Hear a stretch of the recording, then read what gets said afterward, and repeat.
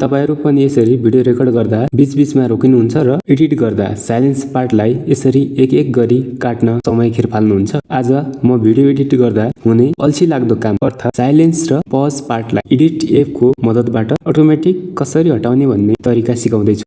मेटाको edits app open गर्नु होला र तल प्लस आइकनमा क्लिक गरी ग्यालरीबाट आफ्नो भिडियो इन्सर्ट गर्नु होला र तल दिएको यो मेनुहरुलाई लेफ्ट स्क्रल गर्नुभयो भने लास्टमा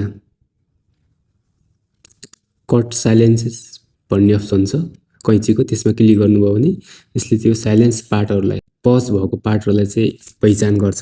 यसमा केही समय लिन्छ र यसले अटोमेटिक ती साइलेन्स पार्टलाई चाहिँ कट गरेर यसरी मेरो 120 सेकेन्डको भिडियोलाई 46 सेकेन्डको बनाएर 13 वटा क्लिपमा कट गरिदिएको छ। यसरी तपाईको घण्टौको एडिटिङको काम मिनेटमै सकिन्छ र भिडियो प्रोफेसनल देखिन्छ। के तपाईले यो टुल प्रयोग गर्नुभएको छ? छैन भने आजै गरिहाल्नुस्।